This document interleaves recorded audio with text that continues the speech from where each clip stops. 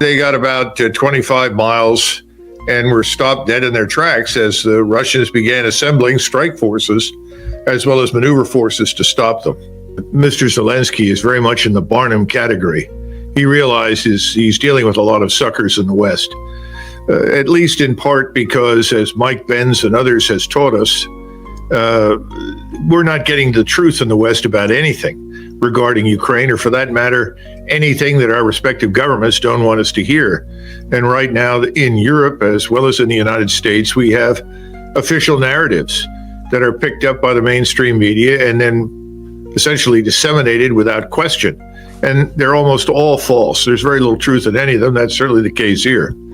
In the conflict between Ukraine and Russia, the Kursk region is critical. Colonel Douglas MacGregor emphasizes strategic positioning as Ukrainian forces advance toward Kursk. Russia has fortified its defenses, preparing for a potential counteroffensive that could shift the momentum. The region's control could be decisive for larger operations. As the situation in Kursk develops, the strategic maneuvers at play will undoubtedly shape the next phases of this conflict. But to fully understand the broader implications, we must also turn our attention to potential flashpoints in Zaporizhzhia, where Ukrainian forces may be planning something much larger. As Colonel Douglas MacGregor has pointed out in his analyses, psychological operations often play a crucial role in modern warfare. The whispers of a major Ukrainian offensive in Zaporizhzhia have grown louder, feeding speculation and concern. Is Ukraine truly preparing for a large-scale operation in this region, or is this a calculated effort to divert Russian attention away from more vulnerable fronts? The art of war often involves deception. In this case, Ukraine might be deploying psychological tactics to sow confusion among Russian commanders. By hinting at a potential offensive, Ukraine could be attempting to force Russia to spread its forces thin, thereby weakening their ability to defend critical areas like Kursk. This strategy, if successful, would exemplify the kind of psychological warfare that has become increasingly common in modern conflicts. However, the risks involved are significant. Should Russia call Ukraine's bluff, the consequences could be dire.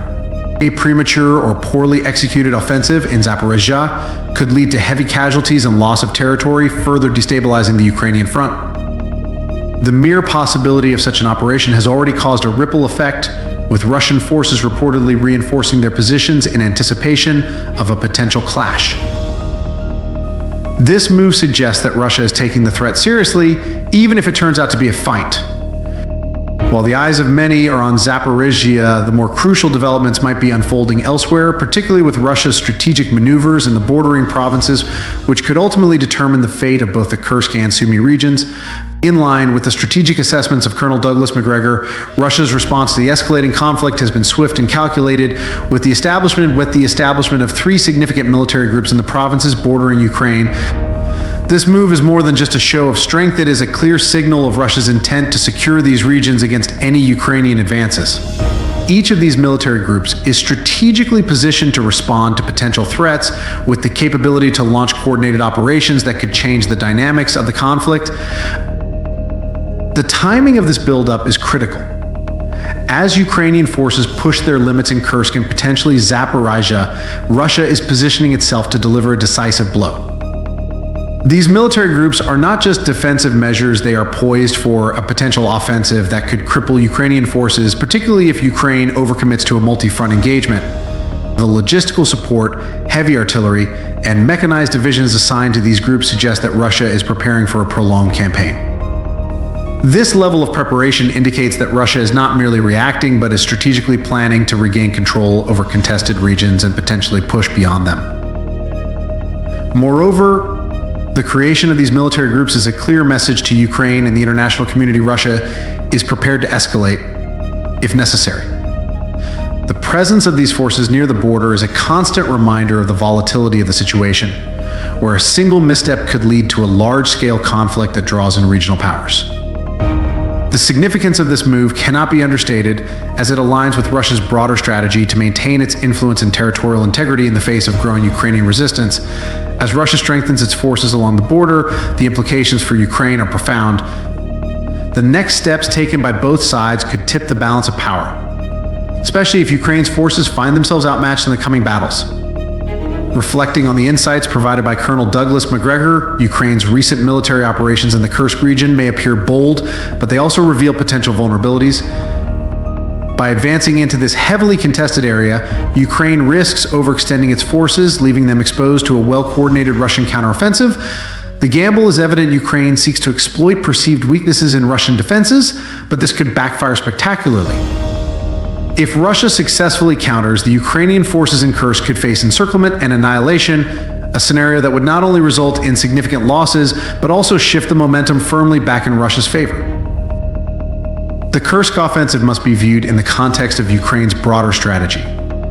Are they attempting to draw Russian forces away from other fronts? Or is this a genuine effort to reclaim territory? The answer is not immediately clear, but what is certain is the high level of risk involved. Historically, battles in the Kursk region have been decisive, often turning the tide of larger conflicts. Ukraine's decision to engage here suggests a willingness to gamble on a high-stakes operation, but the consequences of failure could be catastrophic. Moreover, the psychological impact of a defeat in Kursk would be profound. For Ukraine, it could mean the loss of crucial morale and support both domestically and internationally. For Russia, a victory in Kursk would be a major propaganda win, reinforcing their narrative of strength and resilience. The stakes are extraordinarily high, and both sides are acutely aware that the outcome of this battle could set the tone for the next phase of the war. With Ukraine possibly overextending itself, the next engagements in Kursk and beyond could prove decisive, setting the stage for either a dramatic Ukrainian retreat or a reinforced Russian push into Ukrainian-held territories.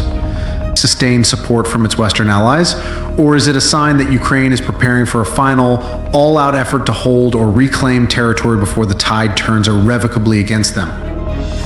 The response from NATO will be critical, not just in terms of the material support provided, but in the broader message it sends about the alliance's commitment to Ukraine's cause. The emphasis on heavy-duty machinery like excavators and super-heavy vehicles also indicates that Ukraine anticipates significant challenges in maintaining its infrastructure amidst the conflict. The need for 25 armored ambulances and 27 fire trucks further underscores the expectation of severe casualties and widespread destruction. This request highlights the grim reality on the ground, where every piece of equipment could be the difference between life and death for both soldiers and civilians. As the conflict drags on, the strain on Ukraine's resources becomes more apparent. Zelensky's plea can be seen as both a cry for help and a strategic move to ensure that Ukraine remains capable of sustaining its defenses. The urgency in this request reflects the high stakes involved, as any delay in receiving these critical supplies could result in catastrophic losses on the battlefield. The international community's response to Zelensky's appeal will not only affect the immediate course of the war, but also shape the future of Ukraine's relations with NATO and other Western powers. As Zelensky scrambles for resources, the clock is ticking. The effectiveness of Ukraine's defenses will depend not just on their resolve, but on the timely arrival of the much-needed support. Colonel Douglas MacGregor has often warned about the dangers of overconfidence in military strategy. Russia's establishment of 3 major military groups in the provinces bordering Ukraine is a move that carries significant strategic weight. These groups are not merely defensive contingent, they are poised for a possible large-scale offensive that could have devastating effects on Ukraine's military capabilities. If these groups succeed in their objectives, Ukraine's ability to sustain its war effort could be critically undermined. The focus on Kursk and Sumy is particularly telling, as these regions are crucial for both logistics and territorial control. The potential for a 3-pronged attack from these military groups suggests a coordinated effort to cut off Ukrainian forces from their supply lines and force them into a defensive posture. The timing of this buildup, as Ukraine faces mounting pressures on multiple fronts, is no coincidence. It reflects a broader Russian strategy to exploit Ukrainian weaknesses and overextensions, particularly in areas where Ukrainian forces are spread thin. Moreover, the psychological impact of this buildup cannot be ignored. The knowledge that Russia is preparing for a potential large-scale operation adds to the pressure on Ukrainian commanders, who must now plan for the possibility of being outflanked and overwhelmed. The creation of these military groups is also a clear signal to the international community that Russia is prepared to escalate the conflict if necessary, and that any further support to Ukraine could provoke a significant Russian response. This strategy aligns with MacGregor's views on the importance of maintaining strong supply lines and avoiding overextension in conflict zones. The presence of these forces near the border is a constant reminder of the volatility of the situation, where a single misstep could lead to a large-scale conflict that draws in regional powers. The significance of this move cannot be understated, as it aligns with Russia's broader strategy to maintain its influence and territorial integrity in the face of growing Ukrainian resistance. As these military groups continue to mobilize, Ukraine's options are narrowing. The coming days will reveal whether these preparations are a prelude to a decisive Russian offensive or a strategic bluff meant to keep Ukraine on edge. As Colonel Douglas MacGregor emphasizes, the next few days could determine the outcome of the Ukraine-Russia conflict. Ukrainian forces are stretched thin, while Russia prepares for a major offensive that could cripple Ukraine's military and shift the balance of power. The battles in Kursk and Sumy are pivotal, not just for territory, but for the future of Eastern Europe. The world watches, knowing the implications will ripple across the globe. Stay tuned as we follow this critical situation closely. Thanks for watching. As we continue to monitor these developments, one thing is clear: the stakes have never been higher, and the decisions made in the coming days could change the course of history.